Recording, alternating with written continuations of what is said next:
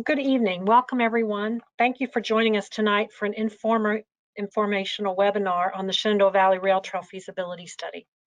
My name is Jennifer Wampler. I'm the Trails Coordinator for the Virginia Department of Conservation and Recreation. I'm working on this study with others, many of whom are joining us on the call tonight. To get a better idea of our audience, I'm going to try out a little poll here to find out where people live. Can you tell us where you live?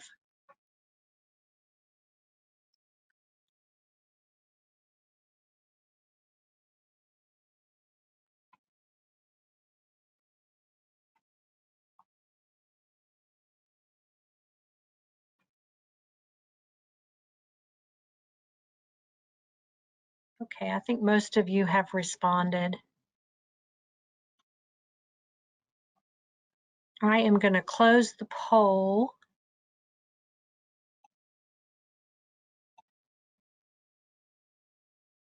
And now I'm going to share those results with everyone. It looks like 38% from Shenandoah County, 23 from Rockingham, 18 from Warren, and then we have 20% from elsewhere in Virginia.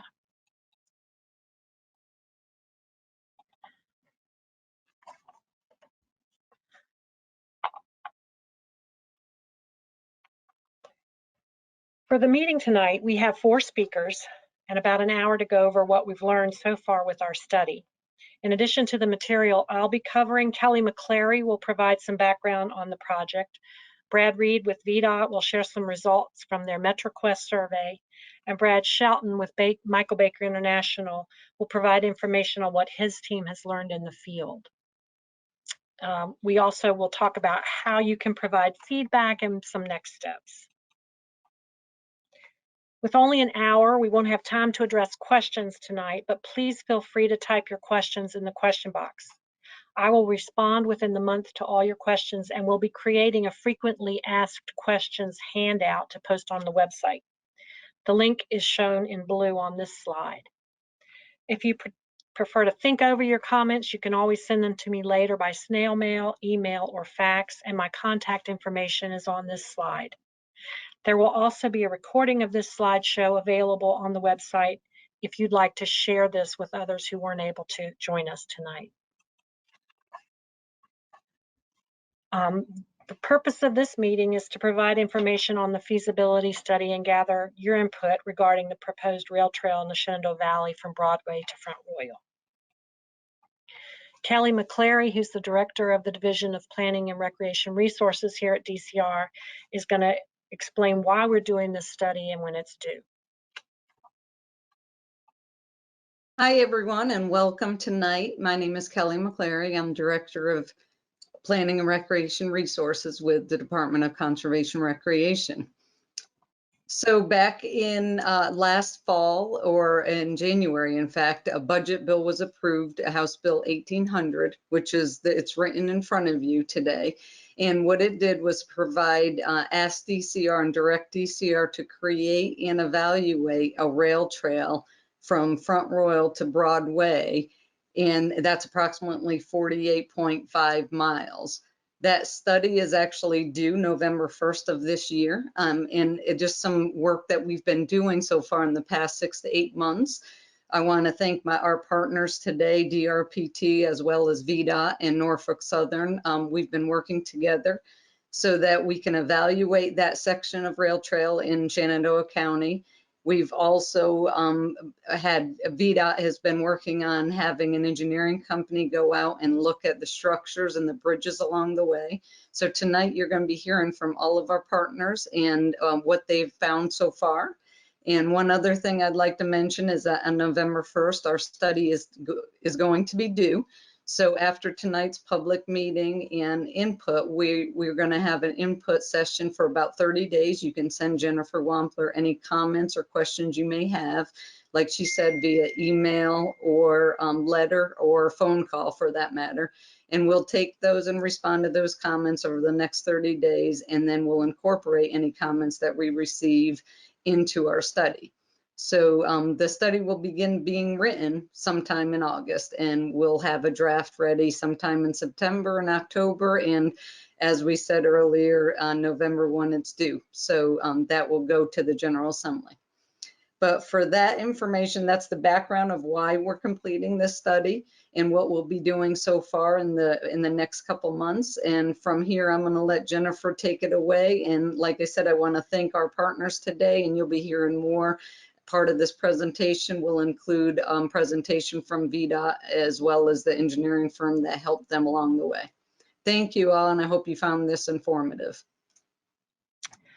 This map, which was created for the study by the Northern Shenandoah Valley Regional Commission, shows the corridor in green and the towns it passes through in gray. Battlefield areas are highlighted in pink. In addition, you can see the green outlines of Shenandoah River and Seven Bend State Park on this map. There's a thin yellow line indicating the 252-mile Tuscarora Trail, which is a spur of the Appalachian Trail that also connects to the Great Eastern Trail. And it connects the U.S. Forest Service land and the National Park Service land on both sides of the valley. The rail corridor in green passes very close to the North Fork of the Shenandoah River in some sections, so you can also see the boat ramp symbols on this map in blue. And the bulk of this trail is within Shenandoah County, but the southern tip is in Rockingham and the northeastern end is in Warren County. VDOT also maintains a web page for this project, and that link is below if you want to read up on their page. DCR did not receive funding for this study, and so we've relied on assistance from others. VDOT conducted the survey and has contracted with Baker for the engineering work needed for cost estimates. The Department of Rail and Public Transportation is providing technical assistance. The Shenandoah Rail Trail Exploratory Committee, which was formed in 2016 to develop the vision of transforming the rail corridor into a multi-use trail, pitched in for an economic impact study in 2019, and they've worked hard to get resolutions of support from their membership, representing the towns, counties, and the regions that the rail corridor passes through. The Alliance for the Shenandoah Valley has helped with outreach, informing landowners, and providing materials in Spanish, which you can find at the web link on this page. And Norfolk-Southern has given permission to access the right-of-way for the study. Tonight, we're going to go over what we've done so far, community feedback, some of the demographic and market research, potential users, partner capacity and support, some of the environmental concerns, a description of the corridor, and management alternatives. Brad and I have taken the pulse of the community in regards to this potential trail, and we're going to take a few minutes to describe what we've learned.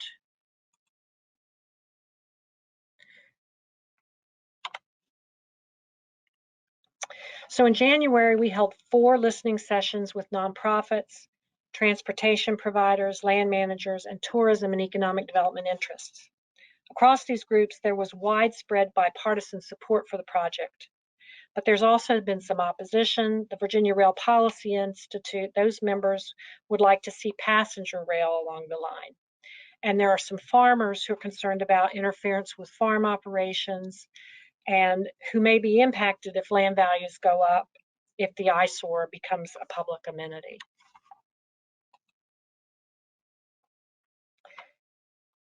We've met individually with all the towns and counties to sort of understand their preference for trail design, trail surfacing and management, and also to discuss, where the preferred trailhead locations would be. In terms of design, the main thing people would like to see is a firm, stable, and slip-resistant surface. In some of the towns where they maintain their own roads, they preferred a paved surface just so there would be smooth transitions between the roads and the trail. But overriding, they want to see consistency along the route. In terms of management, there was some concern expressed for maintaining some local control so that the corridor could be used for utilities in the future, but also a recognition that a centralized authority would have more resources and economies of scale, management efficiency and transparency, and the benefit of experience and a track record with these types of projects.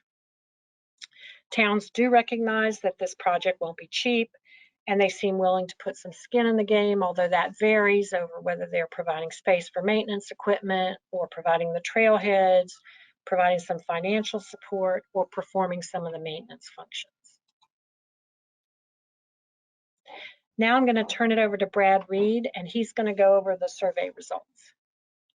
Good evening, everyone. My name is Brad Reed. I'm a planner with the Stanton District of the Virginia Department of Transportation, and we serve the Shenandoah Valley to help plan, design, build, and maintain transportation facilities and keep you moving. So we're really pleased to be helping out on this study effort, both with the public survey element here, as well as our assistance and work through Michael Baker International for engineering services.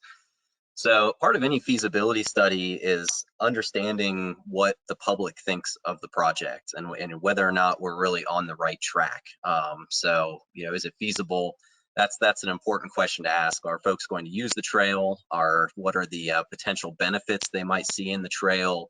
And helping us identify any issues that we might need to know about. And that's precisely what this public survey that was published through middle of May through the end of June in both English and Spanish sought to do. This survey was published on the MetroQuest platform, which we use for various planning studies, and have had a lot of success. And indeed, our success was resounding for this effort, setting a record actually for survey responses on any VDOT survey that we've performed in the past. So we're very excited. We had over 9,200 responses with 5,400 typed comments. And we asked folks to provide information about whether or not they'd use the trail, what some of their interests in the facility might be, whether they are interested or not, some of the potential benefits, and then we actually asked them to mark locations on a wiki-style map to inform us of some additional information at a geographic level. So here I'm just displaying a summary of information on geography of where our respondents are coming from, and you see it's slightly different from the responses that we received in our poll here at the beginning of our meeting this evening. But about 70% of our respondents were located in the Shenandoah Valley, in either one of the counties that the trail directly passes through or in the vicinity. And then we had about 30% who were outside the valley, 21% here elsewhere in Virginia, and then 9% outside of Virginia. And you can see that among the zip codes of the respondents, we had representation throughout the valley, with 10% of responses coming from the Harrisonburg area, down through Front Royal and Woodstock, and all the way, going back up the valley and then back down to Broadway there on that chart there. Move to the next slide, please. So we asked folks to tell us whether or not they would use this path if it were to be built. And this is probably the single most important question on this whole survey. And we did have a very strong response, positive response towards indicating that folks would use the trail, with 94% of respondents either agreeing or strongly agreeing that they would use the trail if it were to be built. And 96% of respondents reporting that they're interested in the project in general, which of course doesn't necessarily mean that they're supportive of the project, but that they are interested in understanding it more. And then 86% of respondents have used other trails in Virginia, which indicates to me that the cohort of respondents for this survey is largely comprised of individuals who have experience riding on trails and have some, appreciation or draw towards those types of facilities. So that's something to keep in mind. As far as how folks would use this trail if it were to be built, we had, you can see in the pie chart here on the bottom left, we had largest percentage of respondents noting that they'd use the trail for either recreation, exercise, which is in green, recreation's in gray, or in yellow there, social or family outings. And then with desired activities, walking, biking, and running came out really on top. So the next slide, please. In this screen, we asked respondents to identify what they felt were the perceived potential benefits of the rail trail if it were to be constructed, noting 6 different areas, which you can see lining the bottom here, with access to destinations, safer places to walk and bike, health and wellness, economic development, improving the quality of life, and increasing tourism. So among the rankings here, 1 would indicate the highest ranking and 5 would indicate the lowest ranking. So the lower numbers that you can see here on this chart indicate that they were ranked on average more highly than the other potential benefits. So the highest benefit was highest ranked benefit that we found was safer places to walk and bike, indicating that there right now may not be adequate facilities to support the demand for walking and biking within the study area and within the service area that this trail would run through. That was followed up by health and wellness. So, going on again, the trend that we saw in the previous slide with folks using the trail for exercise and recreation. Go to the next slide, please. And this is the wiki style map I referred to earlier. And we had a overwhelming number of responses on this map. You can see here we have these 4 different types of markers: parking, destinations, amenities, and other, that we asked individuals to place on the map, at least 3 of these markers. So with respect to parking, it might be a present parking facility that exists today that might be worthwhile to utilize, or maybe a location that could be beneficial in the future as something like a trailhead.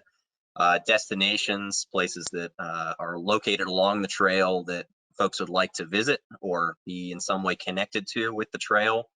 Amenities being things like restroom facilities, and other being anything else.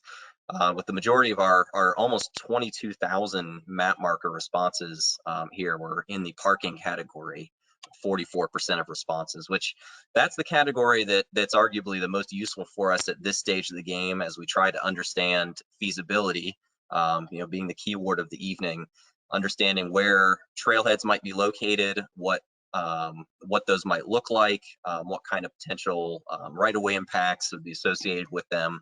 So that was arguably the most relevant point of information on the map here, with a lot of great additional information coming from the destinations, amenities, and other that will help feed information to those who are helping plan this project now as well as down the line if the General Assembly were to advance it.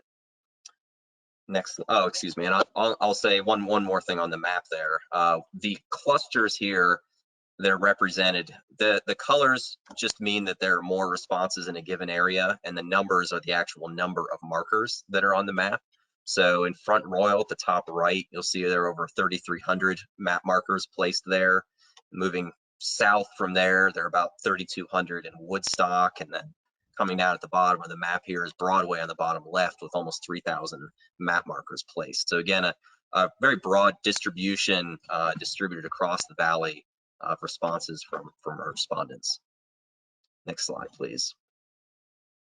So there were, as I said, several thousand comments that we received from everyone. And if some of the folks who responded to this survey on the call tonight, I want to personally thank you for taking the time to provide this valuable information to us. But those comments have been read through. They're very difficult to summarize, however, quickly and easily. So what we've done is develop a word cloud, which the size of the words here represent the frequency in which they appeared within those comments, with us trying to look through and understand what some of the trends were. So you can see in general, mostly positive responses towards supportive comments, rather towards the construction of the trail for biking and walking in particular. I will note, however, not all responses were supportive. We had approximately 3% of our respondents who identified that they had concerns about the project for various reasons, either concerned about the use of taxpayer dollars for the project, concerns about the ability to potentially use the right-of-way for other purposes, such as freight rail in the future. So this that was representing what's largely the majority response here, which was a broad support of the proposed trail project. And with that, I appreciate your time. I'll turn it back over to Ms. Wampler. Thank you, Brad. That's excellent information, and we really appreciate VDOT doing that survey for us. Real quickly, I want to launch another poll to find out if this path were built, which of the following activities would you engage in? And you can click all that apply here.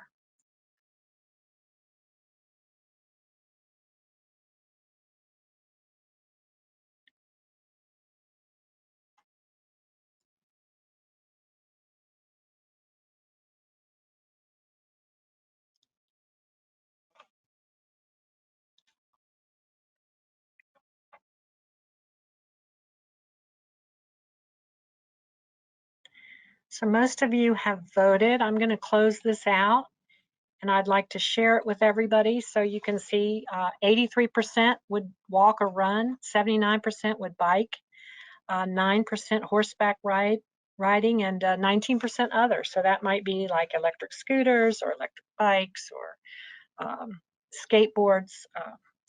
So thank you all for participating in that survey, and we're going to move on to the demographic and market research section of this presentation. So looking at the walkability and the bike ped infrastructure, there seems to be a latent demand for bike ped infrastructure in the valley. The walkability scores are low between the towns, and the existing biking infrastructure primarily serves higher skilled users. Bike ped commute rates are low, except in like Harrisonburg and Front Royal, where you have a lot of bike ped facilities, sidewalks, and bike lanes. In terms of vulnerable populations, there's higher levels of disability in the valley than in other places in the state, higher levels of linguistically isolated households, and some lower income households in several areas along the tracks. There's also in the Lord Fairfax Health District higher levels of overweight, obesity, hypertension, and high cholesterol than many other areas of the state. There's over 3,600 households without a car, and over 32,000 people 65 and older. There's 4.5 million people within a 90-minute drive, which is indicated by this pink color on this map here. 23.5 million people within a 4-hour drive of Shenandoah National Park, which had 1.7 million visitors in 2020. And when you use Google Trends and you type in Shenandoah Valley, you get hits from the entire West Coast. You get hits from Texas. If you type in Virginia Trails, you might get a lot of places on the East Coast, but Shenandoah Valley has national appeal. So I'll explain what you're looking at here. This heat map represents people who've downloaded the Strava app to their phone. And these lines depict where they've been recreating, either on their bikes, on foot, paddling, or doing winter sports. The red lines are where most of the activity is taking place, fading to blue where there's been less activity. Route 42, you can see, is a red line, probably because there's a bike lane and wide shoulder on this section. And Route 11, on the other hand, is mostly blue, but there are still riders brave enough to travel this corridor. You can see more activity at the bottom in Harrisonburg, where there are sidewalks and bike lanes, and up in Winchester and Stevens City at the top of this map. Just beyond Short Mountain, you can see some activity in Woodstock. The feasibility study includes the aggregated and de-identified data provided at no cost from Strava Metro. And although this data has been criticized because it represents the more athletic segment of the population, the spandex wearers, whatnot, research has shown that the patterns found in this data are reflective of the general population. In Shenandoah County, which is where we have data for, walk, run, jog trips were up 111%, and bike trips were up 49% in 2020. And these increases were no doubt driven by the pandemic, by the closure of Shenandoah National Park, and by the opening of Seven Bends State Park. Although activity peaks in May and October, there's consistent activity throughout the spring, summer, and fall in the Shenandoah Valley. In terms of demand for outdoor recreation, every 5 years we do the Virginia Outdoors Survey in order to update the Virginia Outdoors Plan, and trails are consistently in the top 3 most needed recreation opportunities, and that is true in both central and northern Shenandoah Valley as well. In terms of our state parks as a system, we don't have enough state parks to meet demand in Northern Virginia. For example, we've turned people away from Leesylvania State Park in Prince William County every weekend this summer, and our other parks along the Potomac are experiencing similar demand. The two 30-car parking lots at Seven Bend State Park are filling up every weekend when the weather and water conditions are optimal. Now I'll go over some potential uses for the trail. And these things that we heard in our listening sessions that people were interested in doing, walking, using their strollers or wheelchairs. And I don't need to read all of these, but just to give you an idea. Outdoor classrooms was something people were really interested in, having some interpretive signage so people could learn about the area. And there's all kinds of things that could be done as part of special events, whether there's carriage or hay rides, races, fundraisers, historical reenactments, scavenger hunts, and even group fitness on the trail. And now I'm going to talk a little bit about the partner capacity and support. So as I mentioned, the Shenandoah Rail Trail Exploratory Committee has gotten resolutions of support from 9 towns, 3 counties, 2 planning districts, and even Harrisonburg, in addition to the nonprofits that are listed here. So there does seem to be a lot of support for the project. Potential federal partners. The George Washington Jefferson National Forest is in the mountains on either side of the corridor. The Shenandoah Valley Battlefields, the entire corridor is within the Shenandoah Valley Battlefields National Historic District. In Strasburg, the corridor goes near the Cedar Creek and Belgrove National Historic Park and potentially could even be connected to the Shenandoah National Park in Front Royal. In terms of environmental scoping, there will be some environmental challenges that add to the development and maintenance costs. Karst topography, which is carved by underground water on soluble limestone, is characterized by barren rocky ground, caves, sinkholes, underground rivers. There's also a risk of landslides and floods in the valley. There's endangered species to consider, especially in the waterways, and trail users can transport invasive species unless steps are taken to avoid doing that. The towns all have historic districts, and special care must be taken not to impact the qualities of those sites, and some former industrial areas within the corridor may need to be studied to mitigate for pollutants that have persisted. Now I'd like to turn it over to Brad Shelton with Michael Baker International, who's going to walk us through the corridor.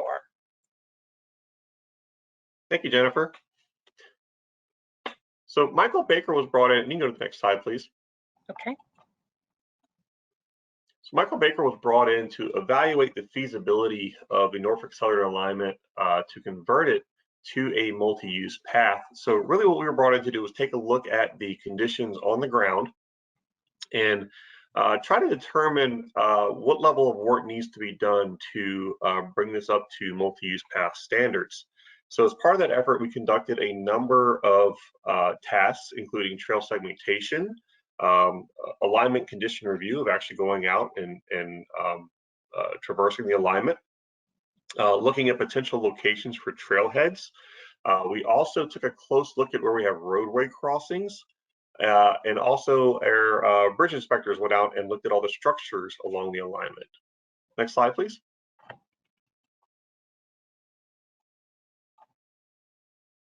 So we'll start with the trail segmentation.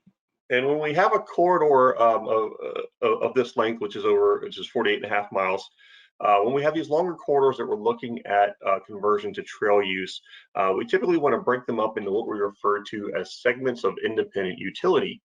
Now, independent utility means that if one of these segments is built by itself, it will still have usability for trail users. And this allows flexibility when it comes to securing funding and phasing construction. So when we develop these segments, we take into account the locations of points of interest along the trail alignment, We also want to make sure that we're accounting for access points, and along with access points, we want to make sure we have potential parking areas so that folks can easily access the trail. And then we also look at the geography of the area to make sure that the segments don't run into any geographic constraints. So what we have proposed, if you go back one slide, please. What we proposed for this alignment are 6 segments running from the southwest to the northeast. We start in the town of Broadway up to Cavern Road, just outside of Quicksburg, and that's 11.5 miles. Then Cavern Road to the town of Edinburgh, which is 9.5 miles. The town of Edinburgh to Woodstock, which is 5.5 miles. Woodstock to Townsbrook, which is 5.5 miles. Townsbrook to Strasburg, which is 7 miles, and then Strasburg to Front Royal, which is 10 miles. So the other thing that you'll notice is that the lengths of these segments are certainly manageable for someone on a bicycle. Next slide, please. So let's take a look at the segments in more detail. And again, we're going to move from southwest to northeast. So we'll start with segment 1, which is from the town of Broadway to Cavern Road, just north of Quicksburg. And this segment is characterized by being very rural for the most part. We have a lot of open land along this alignment. We have one of our larger structures with the bridge over the North Fork of the Shenandoah River, just over adjacent Timberville. The alignment along this section, as you can see from the images, is very clear. There's very little overgrowth along this segment. As we get closer to Cavern Road on the northern end of this segment, there are a number of attractions, primarily Shenandoah Caverns, as well as some other points of interest would certainly be of interest to trail users. One of the things that our field team pointed out was that this segment had the best view of the mountains. They said the views of the mountains were absolutely stunning along this segment. And also a good portion of this segment from Broadway to Timberville follows the North Fork of the Shenandoah, so you have some great river views as well. Next slide. Segment 2 runs from Cavern Road up to the town of Edinburgh to Stony Creek Boulevard. And this area is, it allows us really good access to the Mountain Jackson area and the amenities of Mountain Jackson. One thing that we did notice with this segment is it's pretty well vegetated. We have a lot of grass covering a lot of the alignment. As you can see from that center image, the alignment is completely obscured by the grasses. So that would certainly need to be cleared. And then we also have structures such as the timber structure you see in Edinburgh along this segment as well that would certainly require some maintenance. Next slide, please. So for segment 3, this runs from Stony Creek Boulevard, the town of Edinburgh, up to Court Square in the town of Woodstock. Along this segment, the alignment is fairly clear within the towns. However, between the towns, we do have a lot of overgrowth in the form of shrubs and actually some trees in the alignment. So there would be a fair amount of clearing that would need to occur along this segment. One thing that's interesting with this segment is the alignment is more or less at grade for the entire length of the segment. So that will provide really good options for access, especially in Edinburgh and Woodstock. Next slide, please. So segment 4 runs from Court Square in the town of Woodstock to Brook Creek Road in the town of Townsbrook. Once we get into this section, the alignment actually raises up above ground a little bit. So even though the alignment does abut some commercial and residential uses, it's at a higher grade than the adjacent land next to it.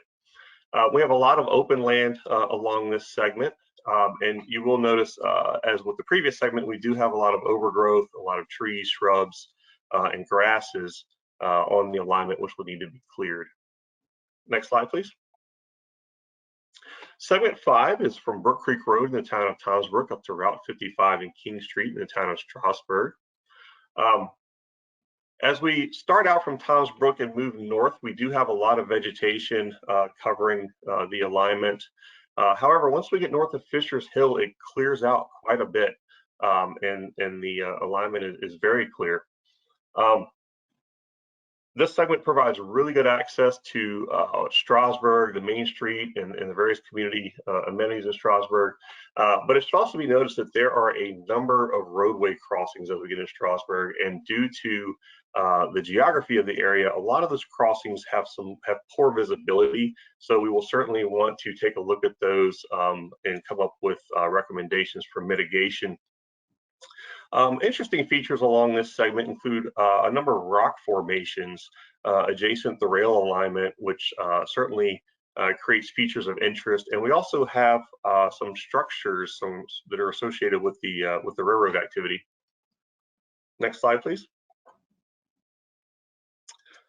So the final segment, segment 6, this runs from Route 55 and King Street in the town of Strasburg up to the town of Front Royal. Really has two of the statement structures on this segment. We have a bridge over the North Fork of the Shenandoah outside of Strasburg, and a bridge, a truss bridge over the South Fork of the Shenandoah as we go into Front Royal. There's a lot of agricultural land, especially on the southwestern half of this segment. As we get into the northeastern half of this segment, however, it does get quite wooded.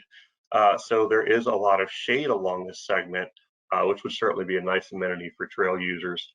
Also important to note that you can see from the images, the rail alignment is extremely clear. There would not be much need to remove much vegetation in this area. Next slide, please. So as part of our field work, we did take a very close look at the at-grade trail crossings. It's very critical that we ensure that there are safe crossings where we have potential trail users mixing with vehicular traffic. Along the entire corridor, we have 117 trail crossings, and that includes both public roadways as well as private and commercial driveways. For the most part, most of the rail crossings are what we would, or the trail crossings are what we would refer to as low volume, where we have very few vehicles traveling along most of these facilities. Typical treatments that we'll be able to take advantage of include signage and pavement markings that would alert both the trail users that you're about to enter a roadway and to also alert vehicular traffic that they're about to cross an active trail facility. And this image is a good example of what that might look like. And this is from the W&OD trail up in Loudoun County. Next slide, please. So here are some examples of the types of roadway crossings that we encountered out in the field. In the upper left-hand corner, we have a commercial residential crossing example. This would be the lowest volume type crossing. And due to that low volume, these are very easy to mitigate with signage and possible markings if necessary. In the upper right-hand corner, we have an intersection crossing example in Mount Jackson. And the primary concern with these types of crossings is that we need to make sure that any traffic on the road that is parallel to the alignment are able to see the trail users when they make turns into the trail, across the trail. So that's the main issue there, is making sure we have good visibility from any traffic that is turning from that parallel roadway. In the lower left, we have our low volume, low speed crossing types, and this is really the majority of the crossing types that we see out here. And one thing that you'll note on the Capon Street crossing is there's some curvature to the roadway. We have a lot of tree coverage. There's some geography as well, which really obscures the view of a trail user from vehicular traffic. So we want to make sure that we are mitigating those issues. And in the lower right, we have our example of a high volume, high speed crossing type. This is in the town of Woodstock. This is actually the highest volume crossing of the entire alignment. And this is a 4-lane section of Route 42. So for an example like this, we may need to go a little bit beyond just trail markings and signage. There may be a need for some sort of lights or a activated signal. So we'll be taking a look at that as well. But the good news is we don't have many examples like this. Most of them are low volume crossings. Next slide, please. Also, as part of our field work, we had our bridge inspection team go out and look at all the structures along the alignment.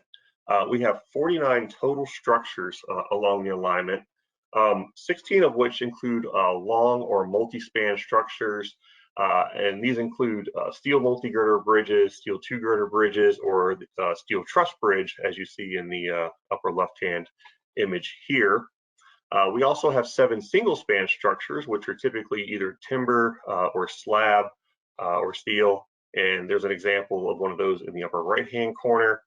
And then certainly not as glamorous as those big, beautiful bridges over the rivers, but we do have 13 culverts and 13 drainage inlets, which are also important to maintain the integrity of the alignment. Those are typically steel, masonry, or concrete, and we took a look at those as well. Next slide, please. So when we're looking at the structures, we evaluated them for their conditions by performing a visual inspection. And what we were really looking for were any significant defects, any cracking or spalling on the concrete, and any erosion of the abutments. In addition to looking at the condition, we also took note of what improvements might be required for conversion to handle trail use, and that would include items such as redecking to be able to accommodate bicycle and pedestrian traffic, and also safety railings. Next slide, please. So to summarize our findings, we have along the entire alignment about a 9 to 10 foot wide alignment with moderate to steep slopes abutting either side. We do think that the alignment is sufficient for our preferred cross section, which would be a 10 foot wide trail with 2 foot wide shoulders. There's little to no overgrowth south of the I-81 crossing and north of Fisher's Hill. However, significant grubbing and clearing would be required between I-81 and Fisher's Hill, where we do have moderate to heavy overgrowth. This alignment affords multiple access points to the towns and points of interest along the alignment. So we do not think we will have any issues with identifying trailhead locations. We have a number that we are currently evaluating with DCR and VDOT. However, no decisions have been made as of yet. As noted, there are multiple trail crossings that will require various crossing treatments. And we have multiple structures that, while we did not see anything that we would consider a fatal flaw that would prevent it from accommodating bicycle, pedestrian, trail usage, there is certainly some maintenance that needs to occur with a number of these structures. Next slide, please. So our next steps are to perform the trail cross-section analysis, where we will actually overlay that preferred cross-section onto the alignment. And we will perform the development of construction cost estimates to identify cost ranges for converting the alignment to a multi-use path. We will be providing essentially a range for those cost estimates, and since no decisions have been made yet, we are going to be providing cost estimates for both a paved and an unpaved surface. We'll be looking at those trailhead locations and identifying requirements of the trailhead locations. And then we'll also be providing those the treatment analyses for the roadway crossings, as well as recommendations for the bridges and structures, as well as cost estimates for those items. Now I'd like to turn it back over to Jennifer. Thank you, Brad, for that description, and some of those pictures. Those were great pictures, and thanks for sharing those with us. So we're going to do another poll here real quickly before we get into management alternatives. Why would you use this trail?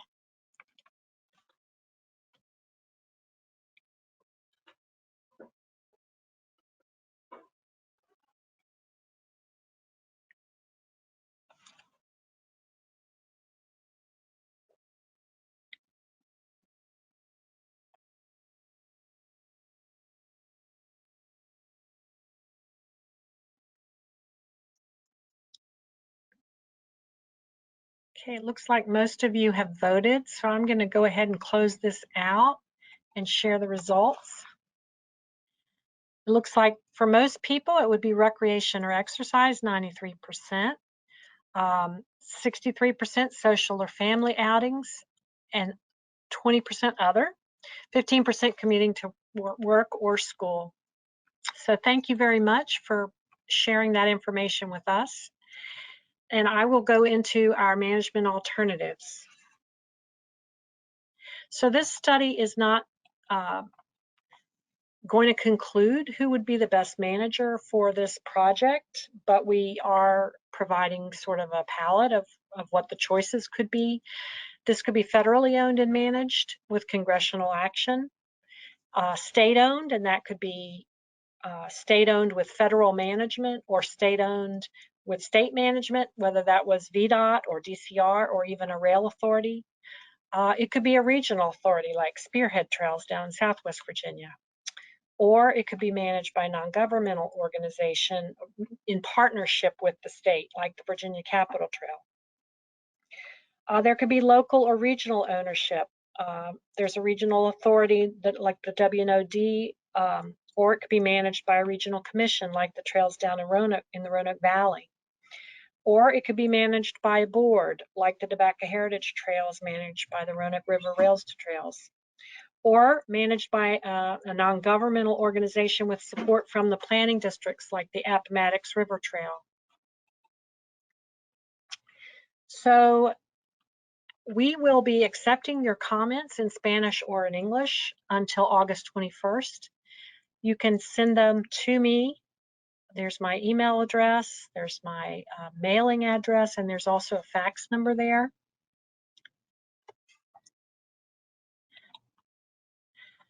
The draft document is due to the Secretary of Transportation and the Secretary of Natural and Cultural Resources by probably September 1st, and then on to the General Assembly by November 1st.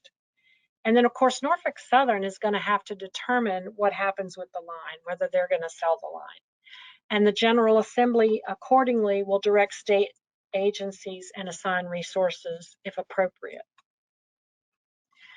So thank you all for joining us tonight.